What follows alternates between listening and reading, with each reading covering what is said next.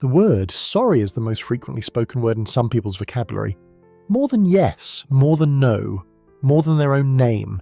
They say it when they bump into a table, when someone else steps on their foot, when they ask a question, when they have an opinion, when they enter a room, when they exist in a space that contains other people. And every single time the apology is automatic, launched before the conscious mind has evaluated whether anything happened that requires one. This is not politeness. Politeness is a choice, this is a reflex. And the reflex has a name that most psychology channels never mention.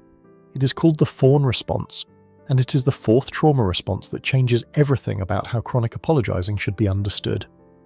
On Monday, the brain was struggling with missing data on a phone call. Today, filling every silence with apologies. Different output. Related circuitry. The brain that cannot tolerate ambiguity on a phone call and the brain that preemptively apologizes to prevent conflict are both running the same deeper operation, threat reduction through behavioral adaptation. The mechanism behind the apology is where the similarity ends. Most people know 3 trauma responses: fight, flight, freeze. The fourth, fawn, was described by psychotherapist Pete Walker in his work on complex PTSD and formalized in his 2013 book. The fawn response is an appeasement strategy. When a child grows up in an environment where the caregiver is unpredictable, sometimes warm, sometimes threatening, sometimes absent, the brain learns that the safest position is compliance, not resistance, not escape, not shut down, agreement, softness, making yourself useful, agreeable, invisible to conflict. The child who learns to read the mood of an unstable parent and adjust their behavior before the mood becomes dangerous is running a fawn protocol, and apologizing is one of its primary outputs. Sorry is not a social nicety in this context. It is a preemptive signal: I am not a threat. Please do not escalate. I will make this easier for you. The child did not choose this strategy. The brain installed it because in that environment it worked. The problem is that the installation does not come with an expiration date. Frans de Waal, studying appeasement behavior in primates, documented a remarkably similar mechanism across species.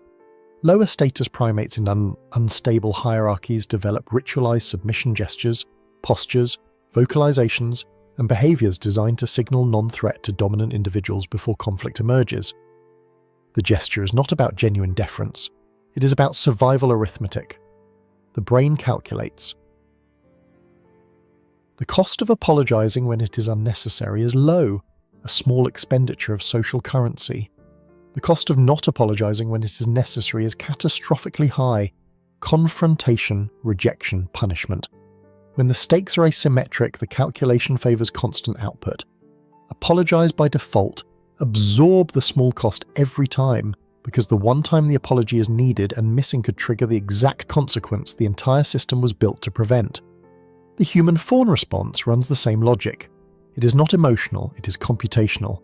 And it executes so fast that the word sorry has already been spoken before the prefrontal cortex has finished evaluating whether anything actually went wrong. This is where the body tells the truth that the word sorry tries to hide. Dickerson and Kemeny, in a 2004 meta-analysis of over 200 studies on cortisol and social behavior, found that situations involving social evaluative threat, moments where a person's status or acceptance is uncertain, produce the strongest cortisol responses. For someone running a fawn pattern, every social interaction contains social evaluative threat. Every room is scanned for displeasure. Every facial expression is read for signs of withdrawal, and every apology is an attempt to reset the cortisol before it peaks. The sorry is not directed at the other person, it is directed at the adrenal system. It is the brain telling the body, I have signaled submission, the threat should decrease now, stand down. The temporary cortisol drop reinforces the behavior. The brain learns. Apologizing reduces the stress signal. Apologize more, apologize faster, apologize before anything has happened. The loop tightens with each cycle. The distinction that matters, and that most conversations about over-apologizing miss, is between courtesy and fawning. Genuine courtesy is context appropriate. A person bumps into someone, says sorry, moves on. The apology matches the event, there is no residual anxiety. No scanning for the other person's reaction to confirm that the apology was accepted. The body returns to baseline quickly. Fawn-based apologizing looks different on the inside even when it looks identical on the outside. The apology is disproportionate to the event, or there is no event at all. The person apologizes for asking a question, for taking up space, for having a need. And after the apology, the body does not return to baseline. It continues scanning. Did that land? Are they still upset? Should I apologize again? The monitoring system stays active because the original threat, the unpredictable caregiver, trained it to never fully stand down. Courtesy is a transaction. Fawning is a surveillance operation. Harriet Breaker in The Disease to Please mapped the downstream cost of this pattern across adult relationships. Chronic fawners lose track of their own preferences, not because they lack preferences, but because the system that was supposed to monitor internal needs was repurposed in childhood to monitor external threats. The operating system is still running, but the task it performs has been reassigned. They absorb other people's emotions and mistake them for their own. They build relationships structured entirely around the other person's needs, because that is what the architecture rewards. The partner feels cared for, the friend feels supported, and the person doing the caring feels hollow, because the care was never voluntary. It was an output of a system designed to maintain safety, not to express love. The difference is invisible to the recipient. It is not invisible to the person producing it. They feel it as exhaustion that sleep does not fix, as resentment that has no obvious source, as a persistent sense of always giving and never receiving, not because others are selfish, but because the fawn system never allocated bandwidth for receiving. The person is not generous. The person is occupied. One tool, 24 hours, the apology audit. For one full day, every time the word sorry leaves the mouth or enters a text message, write it down, not to judge it, to map it. After 24 hours, review the list. For each entry, one question. Did something happen that required an apology? If yes, that is courtesy. Keep it. If no, mark it. Those marks are not evidence of being too kind. They are data points showing where the fawn circuit is still running. The pattern does not require a therapist to see.